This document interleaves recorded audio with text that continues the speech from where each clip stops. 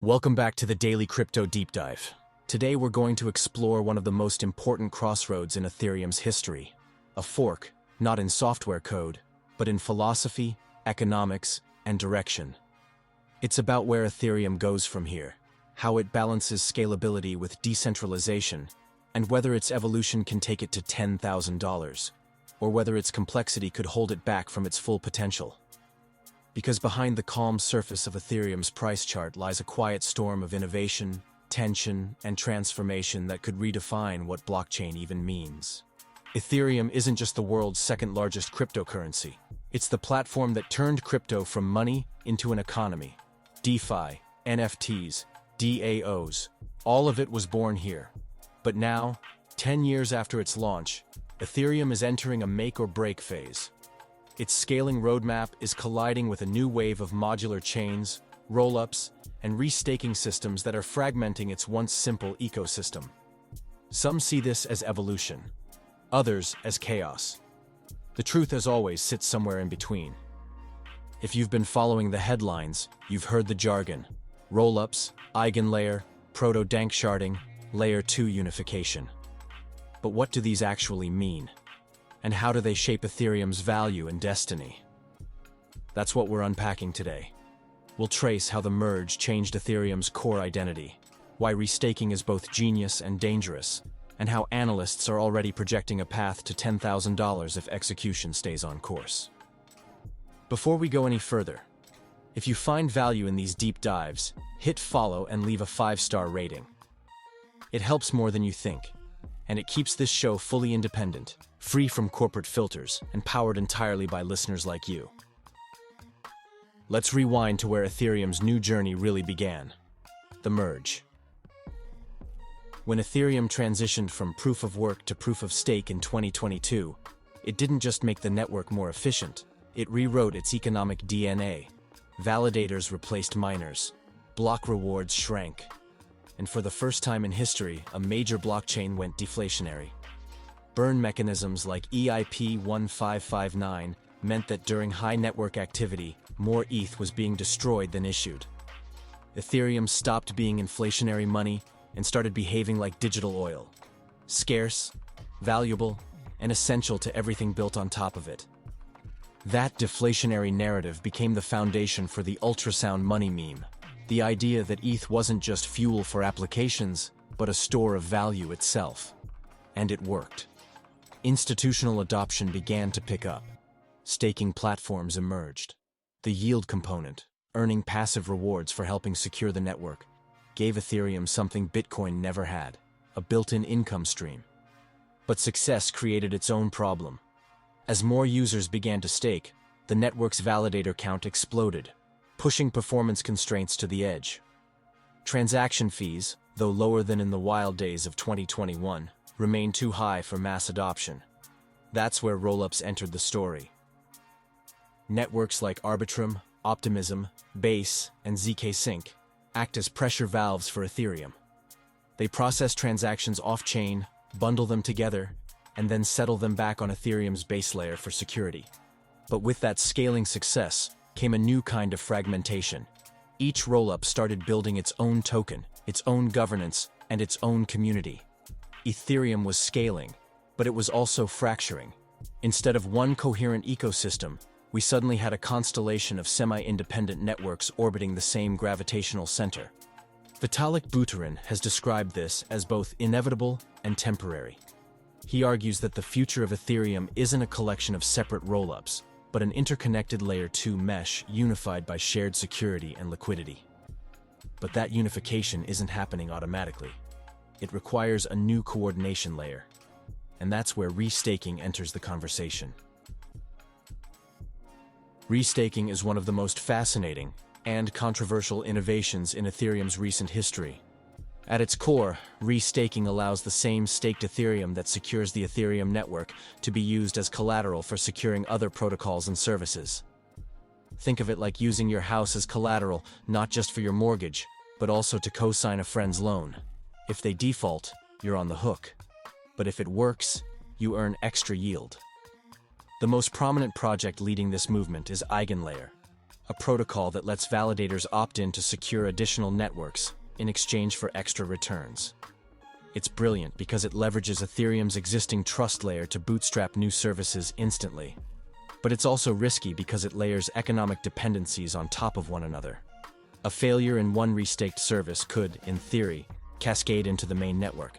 Critics warn that restaking could recreate the same interconnected fragility that brought down traditional finance in 2008, only this time in code.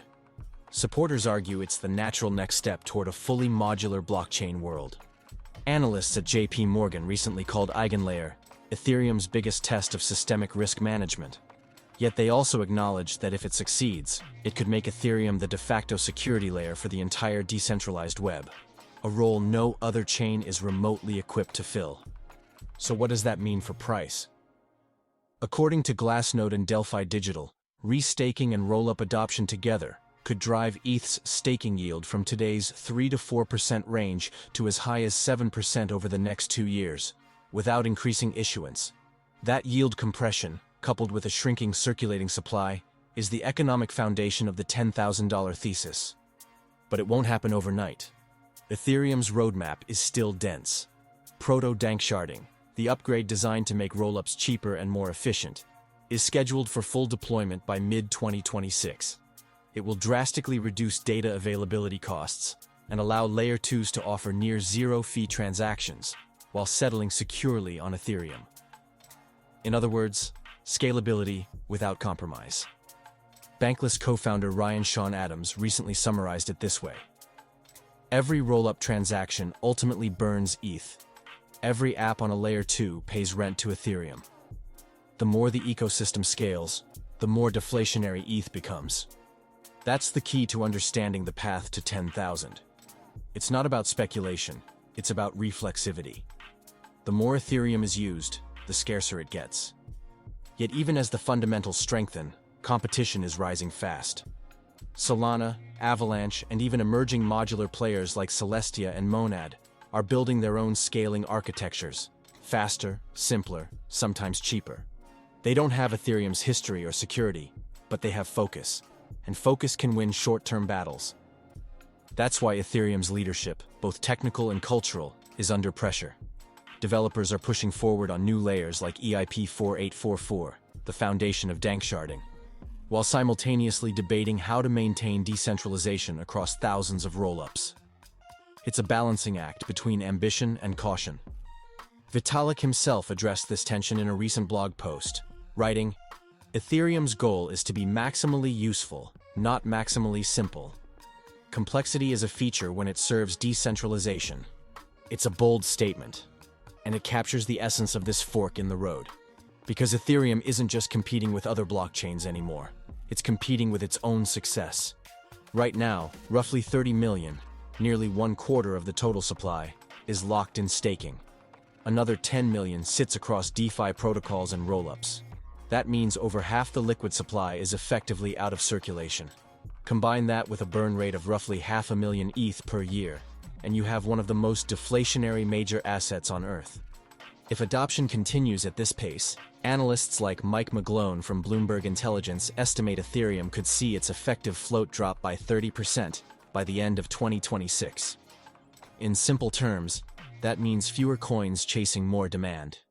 And that's the core mathematical argument for the 5-digit ETH thesis. But price alone doesn't capture the deeper transformation. Ethereum's evolution is changing how we think about trust itself.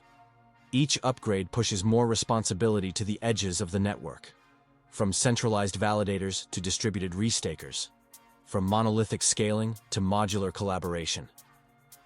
It's not just technology, it's governance in motion. And that's why this story matters, even if you don't hold ETH. Because what Ethereum is doing right now, for better or worse, is defining the next decade of decentralized infrastructure. Let's pause for a moment and talk about security. In a system this complex, self-custody is everything. Whether you're holding Ethereum, staking, or experimenting on Layer 2s, keeping control of your keys is the foundation of financial sovereignty. That's why today's episode is sponsored by Ledger. It's the safest way to store your crypto offline, out of reach from hackers, exchanges, or regulators. You can check out the official store. Link is in the description. Now let's return to the bigger picture, the macro side of Ethereum's evolution. Ethereum is quietly becoming the financial operating system of the digital economy. BlackRock's tokenized fund pilots are settling on Ethereum. PayPal's stablecoin, PYUSD, is issued directly on Ethereum. Major exchanges are integrating L2 rails for instant withdrawals. The infrastructure is converging, not diverging. And that convergence could be what propels Ethereum beyond its current narrative ceiling. Because while Bitcoin represents digital gold, Ethereum is starting to represent digital infrastructure. The rails, not the reserve. It's worth remembering that every previous Ethereum cycle ended with critics calling it overcomplicated and bloated, only for the next cycle to prove them wrong. In 2018, gas costs and ICO scams nearly broke the ecosystem. In 2021, NFTs were called a fad. Each time, Ethereum absorbed the chaos and emerged stronger. Complexity didn't kill it, it forced it to evolve. So when analysts warn that rollups and restaking could overextend Ethereum's design, it's fair. But it's also part of the same evolutionary rhythm that's defined its entire history. The question isn't whether Ethereum can handle it. The question is whether users and developers can keep up. Because Ethereum's greatest strength is also its biggest weakness. It's open-ended. There's no single company steering the ship, no hard endpoint. That's what makes it resilient and unpredictable. Looking ahead, the numbers are startling. By 2026, total value locked across Ethereum and its Layer 2 ecosystem is projected to surpass $1 trillion. If staking yields rise and issuance remains flat, the deflationary curve steepens. Add global ETF exposure and institutional staking, and the math lines up with a potential 5-digit figure. But just like past cycles, it won't be a straight line. There will be volatility, corrections, and doubt. There will be forks, failures, and friction. Yet underneath it all, Ethereum's economic engine keeps spinning stronger with every upgrade. So when we talk about the road to 10,000, we're not predicting a number. We're describing a trajectory, a system that learns from every crisis and compounds every success. If you zoom out over the last decade, Ethereum has survived bear markets, gas wars, hacks, and regulatory crackdowns. And it's still here, processing billions in daily value. That persistence is what turns a project into an institution. In 2013, Bitcoin had its moment of definition when it refused to die after Mt. Gox. For Ethereum, that moment might be happening right now, in the quiet grind between scaling and stability. Because what we're really witnessing isn't just another crypto bull or bear cycle. It's the maturing of an idea, that value, trust, and ownership can exist entirely in code. And if Ethereum can pull off this next chapter, unify its rollups, secure its restaking, and keep decentralization intact, then $10,000 won't be a stretch goal. It'll be a checkpoint. So as we close this deep dive, remember, the fork in Ethereum's road isn't about price, it's about purpose. One path leads to a faster, more modular network that stays true to its roots. The other leads to fragmentation and risk. The outcome depends on execution, community, and patience. And patience, as every Ethereum holder knows, has always been rewarded. Drop your thoughts in the comments, hit follow, leave that 5-star rating, and as always, we'll see you at the top.